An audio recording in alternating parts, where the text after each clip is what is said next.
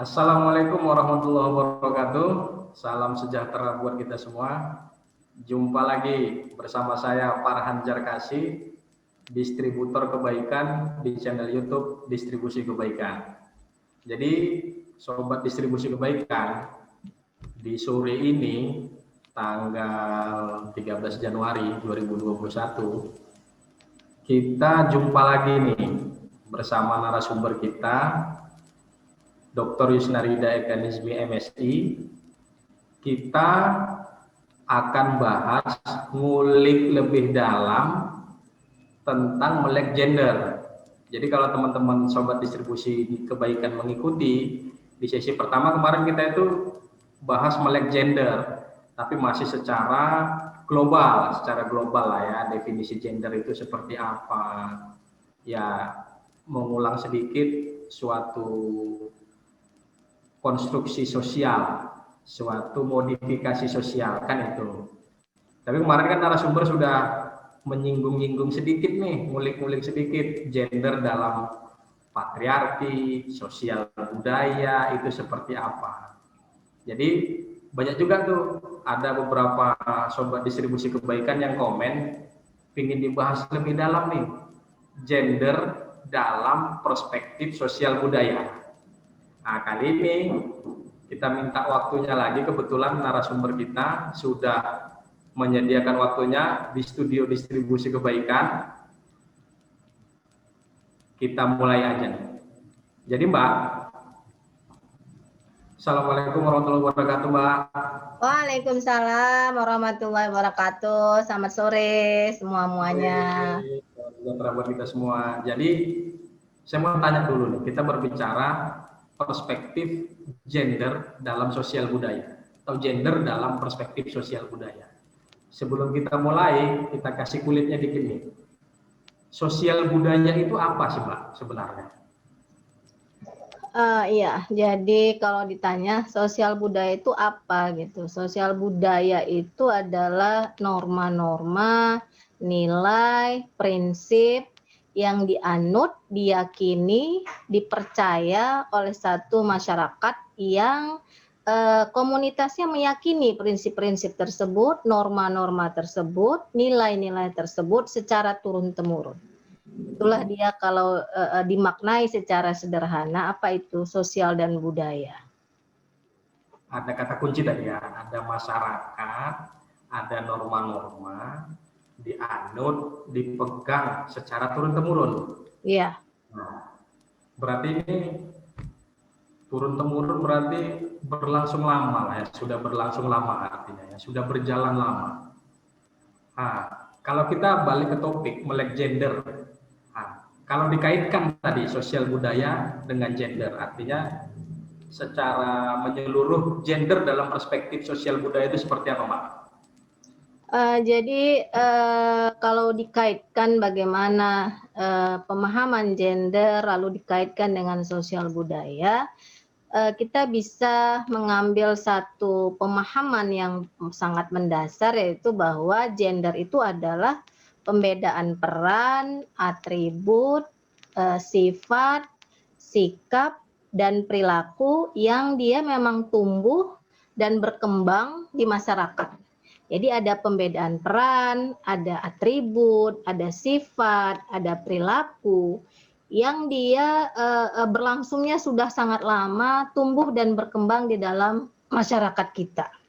Ya, itu dulu yang kita pahami. Nah, makanya menjadi akan sangat berbeda gitu ketika gender ini dipandang, misalnya ada laki ada perempuan, walaupun sebenarnya tidak sesederhana itu ya, tidak hanya gender dari konteks laki dan perempuan, kita juga mengenal ada misalnya yang kita pahami sebagai transgender gitu ya. Kalau di daerah Maumere itu disebut dengan transpuan misalnya. Kalau orang bisa bilangnya apalagi ya, kalau sekarang komunitasnya namanya ada lesbian, ada gay, ada biseksual, ada transgender, itu kan sebenarnya juga gender gitu ya, perbedaan seksnya itu juga ada, tapi kan di masyarakat kita umumnya yang diyakini, yang diterima hanya ada dua tadi ini, laki-laki dan perempuan. Makanya kalau dikaitkan dengan sosial budaya itu tadi pembedaan peran, sifat, atribut, perilaku, ya hanya dua ini, laki dan perempuan. Yang lain itu belum siap masyarakatnya, belum siap secara sosial budaya untuk menerima ada yang ketiga mungkin kalau sekarang kan dua, ada yang ketiga misalnya belum siap masyarakat kita. Makanya di kita hanya membahas perempuan dan laki-laki, padahal tidak sesederhana itu sebenarnya kalau secara memaknai bagaimana sosial budaya itu membentuk peran, sifat, perilaku yang berbeda tadi, ya.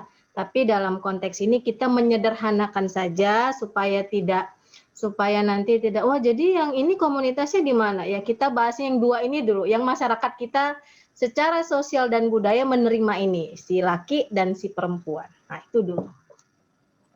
Ya. Jadi biar terfokus lah ya, nggak menimbulkan keabu-abuan ataupun yang rancu. Ya.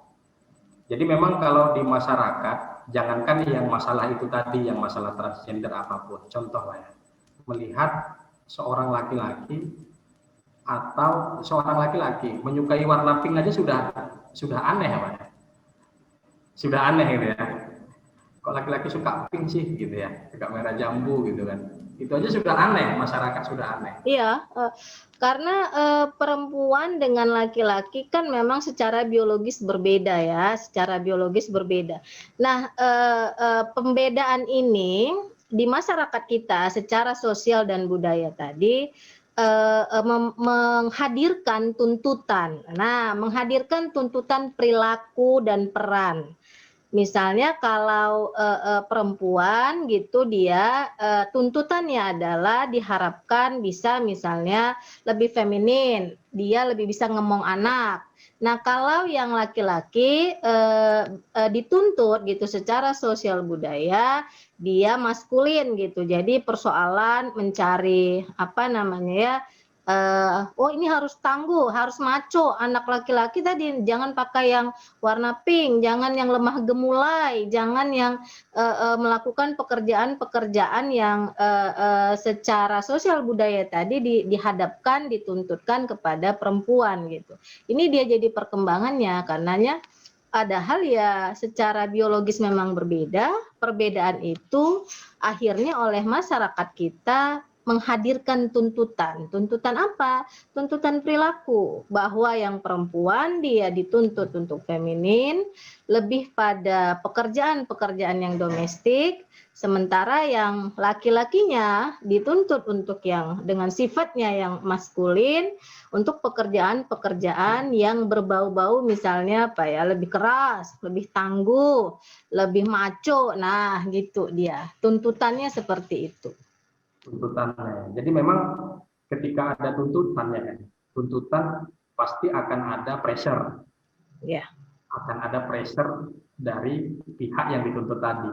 Itu kalau dalam segi sosial budaya, dalam kehidupan sehari-hari lah ya, yang sudah turun-temurun dipercayai dan mengakar seperti yang kita bilang tadi.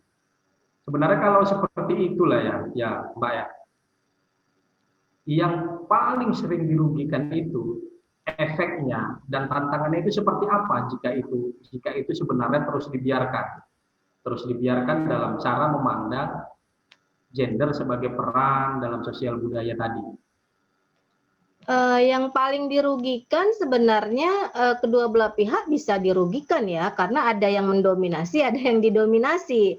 Nah, yang pihak yang mendominasi karena kita biasanya menganut patriarki gitu, yang mendominasi tentu kaum yang dianggap maskulin, yang lebih kuat, yang lebih tangguh, yang lebih maco, itu biasanya pihak laki-laki yang mendominasi. Nah, yang didominasi siapa? Tentu yang dianggap sebagai lebih lemah, kaum yang lebih lemah, kaum yang lebih perlu ditolong gitu ya. Makanya hadirlah pihak yang dinominasi adalah si pihak perempuan. Nah, dalam konteks patriarki, ini kadang-kadang yang membuat perempuan menjadi ruang geraknya menjadi sangat terbatas. Mbak jadi ingat ya, ada film yang sangat mencerminkan ini yang dia rilis di November 2019, ada apa ya, Kim Ji Young gitu ya, di Born 1982 gitu. Dia filmnya dari Korea, memang ini penuh kontroversi gitu ya, di mana di situ menggambarkan seorang ibu rumah tangga yang dia ketika menikah dengan pria yang dicintainya lalu punya anak. Nah, di situ muncul persoalan-persoalan bahwa dia kayaknya hidupnya dengan penuh rutinitas itu, tidak ada bantuan, semuanya dilakukan dengan sendiri. Lalu ketika dia ingin bekerja, ibu mertua mengatakan bahwa ngapain kamu bekerja, itu bukan porsi kamu, toh gaji yang kamu hasilkan juga tidak cukup untuk membayar pengasuh anak kamu. Jadi tekanan-tekanan itu menghadirkan peluang untuk dia depresi gitu. Memang tidak semua perempuan mengalami itu, tapi bebannya jelas lebih psikisnya, bebannya lebih kepada pihak perempuan gitu. Kalau di laki-laki dia tidak mengalami itu, tidak ada tekanan-tekanan seperti itu. Nah, kalau perempuan kan, aduh ini kok anaknya bisa sakit, kamu nggak bagus ya, nggak benar ya ngerawatnya. Ini kok anaknya kurus banget, kamu nggak pintar ya ngasih makan anaknya. Loh ini anaknya kok pakaiannya nggak bersih, ini bagaimana? Nah, tuntutan-tuntutan seperti itu hadirnya untuk perilaku yang seperti itu hadirnya ditujukan kepada perempuan. Kalau laki-laki tidak se ekstrim itu gitu ya. Jadi sampai dia harus bertemu dengan psikiater. Memang pada akhirnya badai itu bisa dia lewati gitu. Karena memang suami yang suportif itu sangat membantu dalam proses healing dia. Nah, ini kan perlu perlu duduk bersama gitu, karena ketika perempuan memasuki episode baru dalam rumah tangga, tentu dia di masyarakat kita, budaya patriarkinya dengan tekanan-tekanan dari masyarakat, tekanan-tekanan dari pihak keluarga yang mengharuskan A, B, C, D gitu perilakunya, tidak semua bisa dipenuhi. Ketika tuntutan tidak bisa dipenuhi, nah itu tadi yang menyebabkan kejadian-kejadian atau hal-hal yang mungkin kurang menyenangkan bagi pihak perempuannya. Ini yang lebih banyak kalau ditanya pihak sebenarnya siapa yang dirugikan gitu. Yang paling banyak dirugikan tentu kaum yang dianggap didominasi gitu ya. Didominasi siapa ya? Perempuan. Nah, itu dia. Itu persoalan di kita memang di masyarakat kita.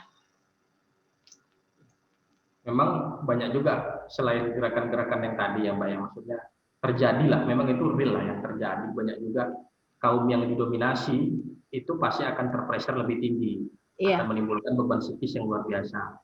Dalam dunia pekerjaan pun ada juga yang masih menerapkan seperti itu ya kan? Yang wanita memiliki gaji lebih rendah daripada si pria dengan status porsi pekerjaan yang sama atau di title yang sama. Jadi memang kalau dari sudut pandang praktek, kemarin kan kita udah singgung dikit itu, dari mulai hal terkecil, contoh secara budaya turun-temurunnya, misalnya di suatu masyarakat, kalau anak laki-laki lahir dikasih selimut biru, kalau anak perempuan lahir dikasih selimut pink, kan gitu ya.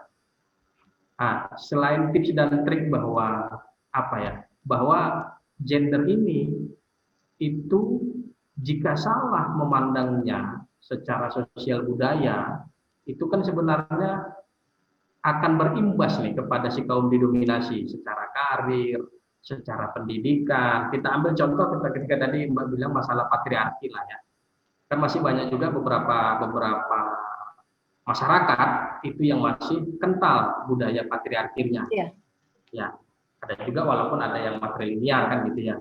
Tapi sebenarnya apa sih yang harus ditempuh nih Mas supaya gender ini paling tidak terlalu besar nih gapnya antara yang dominasi dan yang didominasi, mungkin tidak terlalu besar. Itu sebenarnya yang bisa kita tempuh apa sih hal-hal kecil dalam kehidupan gitu, secara studinya seperti apa? Apa yang bisa ditempuh gitu, apa yang bisa dilakukan, tentu yang paling dipaksa atau yang paling harus menyesuaikan diri adalah kaum perempuan ya. Misal dia punya keahlian yang apa ya, yang bisa menemani dia ketika lagi apa ya, lagi misalnya lagi tertekan, lagi nggak enak hati, lagi merasa bahwa bebannya berat gitu ya. Lalu dia harus punya komunitas yang mendukung dia atau support sistemnya harus bagus. Misalnya punya teman untuk bercerita, untuk berbagi pikiran, untuk apa ya, mendapatkan dukungan. Orang-orang di sekelilingnya memang harus apa, mendukung, memberikan energi yang positif gitu ya. Lalu kalau bisa memang dia punya ilmu gitu, punya pendidikan, tapi memang tidak semudah yang kita katakan ya, karena ada beberapa keluarga yang tidak memberi peluang yang sama antara laki-laki dan perempuan. Dan yang paling penting adalah banyak orang bilang gini, ketika perempuan lagi depresi gitu ya, misalnya pasca melahirkan gitu ya, dengan tekanan, aduh kamu ini kok nggak bisa ngurus anak, aduh kamu ini kok begini gitu kan, sehingga dia ada namanya postpartum syndrome atau baby blues syndrome gitu ya, dianggap bahwa ini perempuannya kurang iman nih, gitu. nggak mendekat sama Tuhan nih, gitu aja depresi gitu kan ya. Padahal tidak sesederhana itu gitu, tidak sesederhana itu. Abis mengalami proses lahiran yang berat gitu ya, lalu ada persoalan-persoalan baru yang dia dipaksa untuk adaptif, itu tentu perlu energi ekstra. Nah, kalau ditanya apa yang harus dilakukan, selain dia harus punya lingkungan yang mendukung gitu, dia punya teman yang membantu, keluarga yang juga mendukung, atau yang paling dekat mungkin suami atau ibu atau kakak adik gitu ya.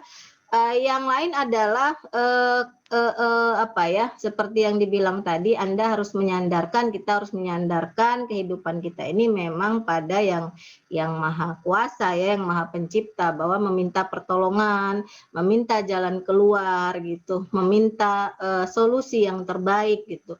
Karena kan tidak ada gitu kesulitan yang akan diberikan oleh Tuhan melebihi batas kemampuan kita gitu. Nah, itu mungkin yang harus dilakukan ya, yang harus dilakukan selain memang memperkuat diri untuk bahwa ya saya orang yang kuat, saya bisa melalui ini. Keyakinan, kepercayaan kepada kemampuan diri kita juga harus dipupuk gitu ya. Itu mungkin yang bisa dilakukan untuk menghindari hal-hal yang tidak diinginkan gitu. Menarik, Mbak Rida. Jadi karena ini juga sudah sosial budaya tadi itu turun-temurun, dipegang teguh, sudah berlangsung lama, artinya memang mendobrak ini tidak bisa langsung secara frontal ya.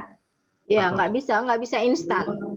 Tips dan triknya tadi menarik, bahwa bagi kaum yang didominasi mungkin bisa punya komunitas, punya paguyuban, sehingga bisa untuk menambah wawasan, mencari informasi, paling tidak komunikasi untuk duduk bareng kepada kaum yang mendominasi ini lebih seimbang.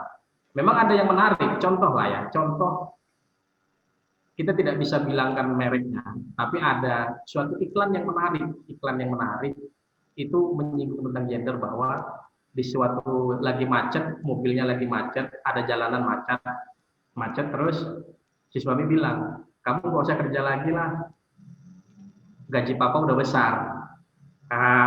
Ya kan. Itu aja iklan yang sekarang itu masih seperti itu. Maksudnya cuman ada hal yang menarik, cara solusinya tidak dijawab di situ, tidak dipertengkarkan ketika macet itu. Setelah duduk-duduk sore, si istrinya datang sambil buatin teh, secangkir teh, ngomong, kayaknya mama lebih bagus kerja juga lah ya, karena masih lebih bagus, lebih nambah buat anak-anak, buat keluarga juga. Ya. Oh, si suaminya bilang, ya udah deh boleh. Artinya memang hal ini menarik juga cara menyelesaikannya, karena ini memang sudah mengakar di masyarakat, bahwa yang namanya wanita itu memang harus, kalau anaknya kurus nggak pernah ditanya ya kan, contoh aja lah ya, kalau kurus, mamanya ini pasti nggak ngurusin gitu. Tapi ketika anaknya juara, si orang bilang, oh papanya. Jadi memang berawal dari dari masing-masing individu lah ya Mbak ya, kalau kita Iya. bilang.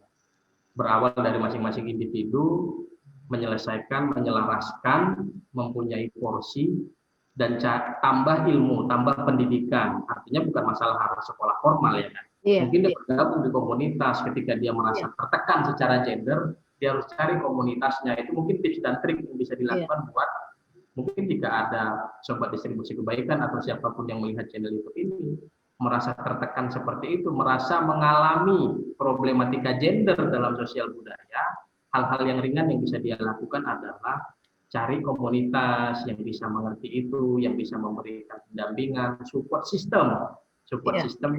keluarga, bagi pasangannya itu juga harus mengerti tentang masalah ini. Iya. Untuk yang perempuan belum menikah mungkin penting ya melihat misalnya menyeleksi calon suami tadi, keluarga Ya, ya, ya, ya ya. itu penting gitu. Jadi bahwa pasangan hidup kita termasuk orang yang akan memang membahagiakan kita, bukan menekan kita, bukan membuat kita menjadi lebih depresi, menjadi tertekan, menjadi sakit gitu jiwanya. Ini penting gitu. Ini penting sekali bagi mungkin perempuan-perempuan di sana yang belum menikah gitu karena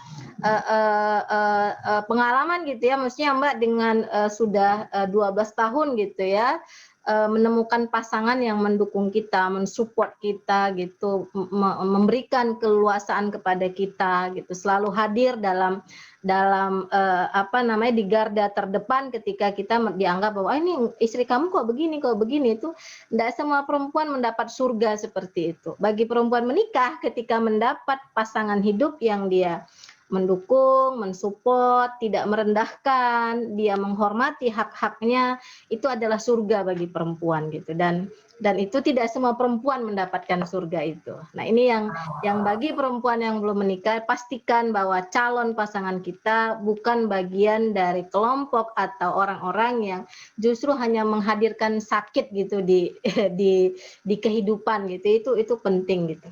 Ya, berarti memang menarik itu buat kaum hawa yang belum merit ya kan, yang masih lagi pacaran, lagi PDKT lah kalau bahasa sekarang ya Iya, kan.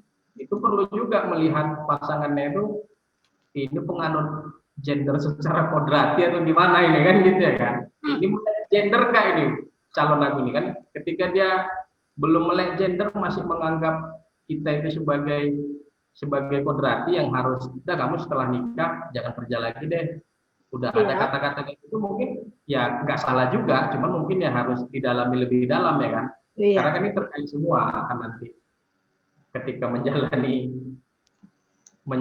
kehidupan dalam mereka akan menjadi sosial budaya yang baru yang Iya, akan terus iya, mhm. nah, itu dia maksudnya kan, artinya kalau dia fine saja secara ya udahlah nggak apa-apa deh, aku nggak usah kerja lagi ya kan, nggak Iya, ada itu masalah nggak juga masalah, kan. berarti dia kan sukarela gitu ya, dia sukarela. Yang bahaya ini kalau ada pemaksaan, dipaksa, ditekan gitu. Tetapi ketika udah ada deal hilang, pokoknya nanti kamu setelah nikah jangan kerja lagi. Udah kamu nanti nggak usah sekolah lagi. Wah, ini berarti tipe pasangan yang masih belum melek gender. Ya berarti itu zona Masih belum merah, melek gender. tidak usah diterima di zona merah. Artinya ya perlu didalami lebih lanjut lah ya cara berpikir. Mungkin sudah mulai dari situ ya, Mbak. Ini Ya, kan sudah mulai dari ketika PDKT, ketika apa, itu sudah suatu tips dan trik juga supaya ini tidak makmur pemikiran bahwa gender ini wanita itu harus nggak boleh kerja, wanita itu kerjanya itu ya mengurus anak saja, harus di dapur saja. Ini jangan sampai seperti itu, kecuali memang si perempuannya nyaman dengan hal seperti itu ya nggak ada masalah ya juga. nggak ada masalah. Berarti dia kan memang enjoy dengan pilihannya gitu. Nah, ini Karena yang penting gitu ya, yang penting untuk didiskusikan. Makanya ketika mau ta'aruf misalnya gitu kan ya lagi ta'aruf, ya disampaikan apa yang diinginkan, apa yang diharapkan gitu. Jangan tidak berani berbicara. Ini penting gitu. Karena masalah itu kadang-kadang memang munculnya kan di kemudian hari ya, tapi itu sebenarnya bisa dilihat dari awal sebenarnya. Bahwa dia memang menganut prinsip seperti apa, nilai seperti apa, keyakinan apa yang dia pahami, prinsip apa yang dia yakini gitu kan. Ini penting gitu karena kan menikah itu kan long journey ya, perjalanan yang panjang gitu.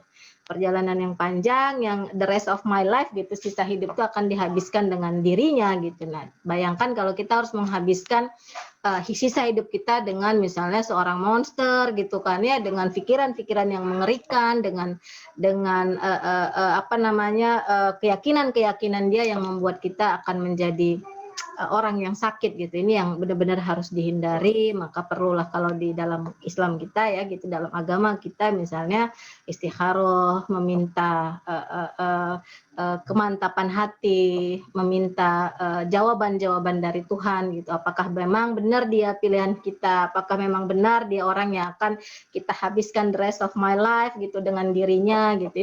Ini penting gitu ya, penting gitu. Karena setelah masuk untuk keluar itu pasti punya pertimbangan tersendiri gitu. Betul, betul. Paling tidak dari obrolan sore ini kita hal yang ya sebenarnya pembicaraan ini berat, temanya berat, sosial budaya. Cuman tadi memang kita berbicaranya hal yang ringan saja dalam kehidupan sehari-hari.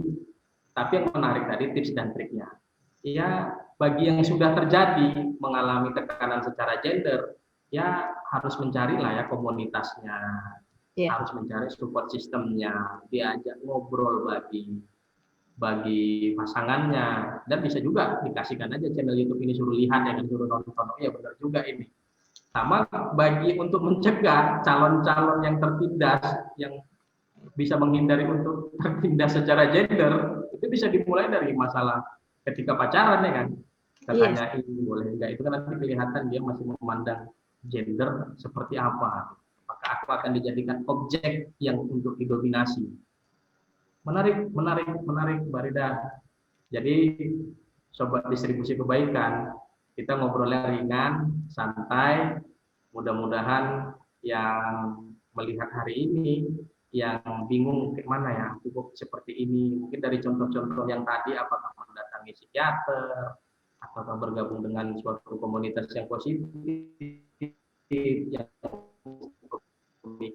yang punya pernah hal yang sama, cara ngobrolnya seperti apa, itu akan bisa mengikis, setidaknya mengikis, mengurangi perspektif negatif gender sosial budaya. Artinya meminimalisir ketika ada ekstrim menyeberangkan gender secara kodrati dengan sosial budaya. Bagi yang belum terjadi, yang masih mau menikah, bagi pasangan siapapun itu, ya harus mencegahnya, melihat calon hidupnya ini, pasangan hidupnya seperti apa, apakah fanatik gender secara kodrati atau seperti apa. Kalau bisa diterima silakan, kalau tidak ya pikirkan, karena akan akan nanti menambah kemakmuran cara berpikir sosial gender ini sebagai sosial budaya yang itu tidak bisa diterima secara dirinya. Misalnya dia ingin sekolah lagi, nggak bisa sekolah lagi, ingin bekerja, nggak boleh bekerja lagi, itu juga menarik cara-caranya untuk dihindari. Mbak Rida, makasih waktunya. Santai aja sore ini buat nambah-nambah ilmu, nambah-nambah wawasan. Tadi udah dapat lah perspektif gender dalam sosial budaya, tapi kita ringankan pembahasannya. Berikutnya, sobat distribusi kebaikan, mungkin kita akan angkat tema yang begini lagi, misalnya apa ya? Memanusiakan manusia, Mbak. Menarik nggak ya? Memanusiakan manusia itu menarik itu. Bagaimana supaya dia aman sebagai manusia, bagaimana dia supaya esensi manusia sebagai makhluk yang mulia, sebagai makhluk yang terbaik ya, ciptaan yang terbaik dari yang sudah Allah ciptakan, sudah Tuhan ciptakan, itu benar-benar berfungsi. Iya. Jadi tunggu lagi sobat distribusi kebaikan di channel YouTube Distribusi Kebaikan bersama saya Farhan Zarkasi, distributor kebaikan, dan narasumber kita Dr. Rida Ekanismi di bincang-bincang sore ringan, menarik, tapi seksi. Makasih Mbak Rida. Sama-sama. Assalamualaikum warahmatullahi wabarakatuh. Selamat sore, tetap happy ya, tetap sehat. Amin. Amin.